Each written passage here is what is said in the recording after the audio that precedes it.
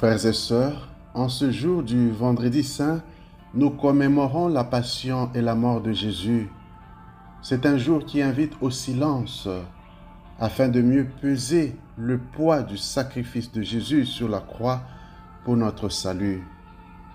La crise actuelle du monde, avec des guerres dans plusieurs pays, assombrit davantage le climat de ce jour.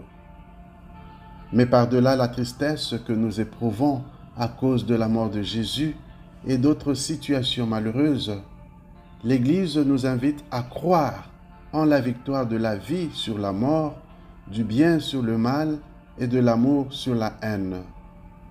Car la croix de Jésus annonce déjà la gloire de sa résurrection d'entre les morts.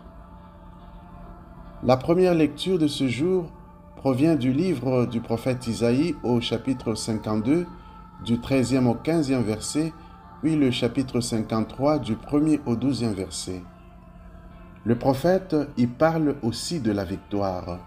Par sa bouche, le Seigneur dit « Mon serviteur réussira, il montera, il s'élèvera, il sera exalté. » Il s'agit du serviteur souffrant qui subit outrages et mépris de la part des hommes sans pour autant se venger.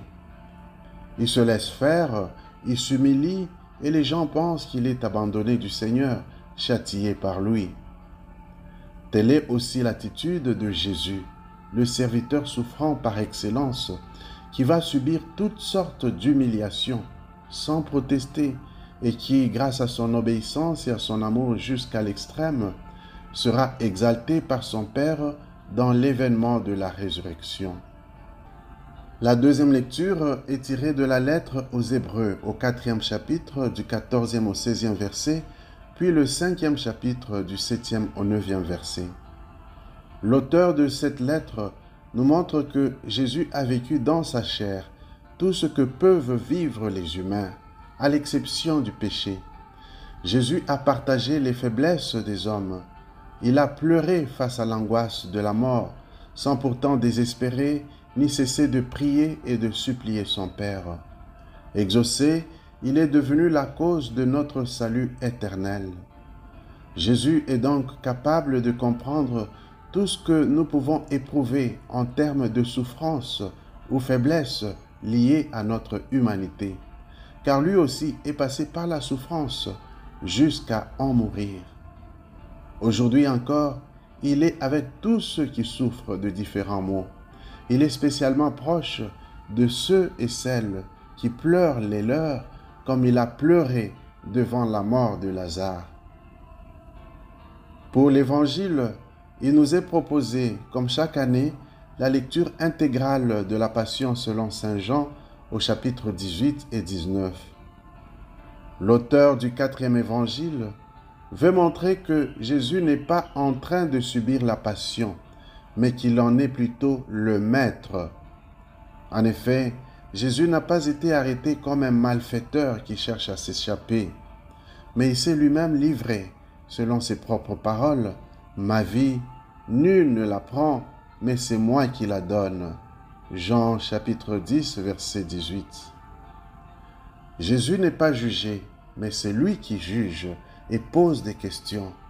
Il interroge les Juifs, le grand prêtre, Pilate et aussi le soldat qui l'a frappé. Jésus le juge, pousse ses interlocuteurs à rentrer en eux-mêmes pour se confronter à la vérité. C'est ainsi qu'il nous interroge aussi aujourd'hui sur la justice et la vérité. Pilate est particulièrement ridiculisé par l'assurance de Jésus. Il est pris dans le piège de sa fausseté et de ses mensonges. C'est un mauvais juge qui se réfugie dans le va-et-vient entre la foule et Jésus. Alors qu'il est convaincu de l'innocence de Jésus, il finit par le livrer pour qu'il soit crucifié. Pilate a peur des Juifs et de César, car il ne veut pas perdre son poste et son pouvoir. Mais en même temps, sans peut-être le savoir, c'est lui qui intronise Jésus et le déclare roi. Comme pour officialiser la chose, il inscrit sur l'écriteau en 3 langues différentes que Jésus de Nazareth est le roi des Juifs. Oui, la royauté de Jésus doit être proclamée dans toutes les langues. Parmi les témoins de la Passion, l'évangéliste note la présence de Marie. Et il précise plus d'une fois qu'elle est la mère de Jésus. Elle est silencieuse devant tout ce qui se passe. C'est avec beaucoup de foi qu'elle endure ces événements et les garde dans son cœur selon ses habitudes. Voir Luc chapitre 2 verset 19. Avant de mourir, Jésus la confie au disciple bien-aimé et ce dernier est aussi confié à Marie. Le disciple bien-aimé nous représente tous, car c'est par amour pour nous que Jésus est mort. Jésus nous confie sa mère en nous recommandant à elle comme quelqu'un qui laisse un testament.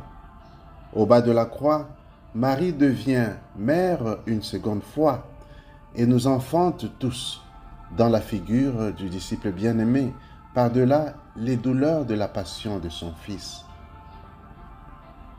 Ce récit de la Passion se termine par l'entrée en scène de Joseph d'Arimathie et de Nicodème, qui se montrent au grand jour comme étant des disciples de Jésus alors qu'ils se cachaient auparavant.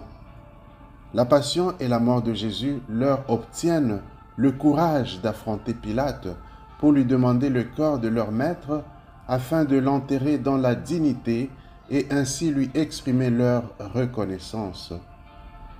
Dans la Passion et la mort de Jésus, nous pouvons aussi obtenir beaucoup de grâce, comme Nicodème et Joseph d'Arimathie. Prions pour que le Seigneur Jésus nous guérisse de nos peurs et de nos faiblesses, alors que nous contemplons sa passion et sa mort.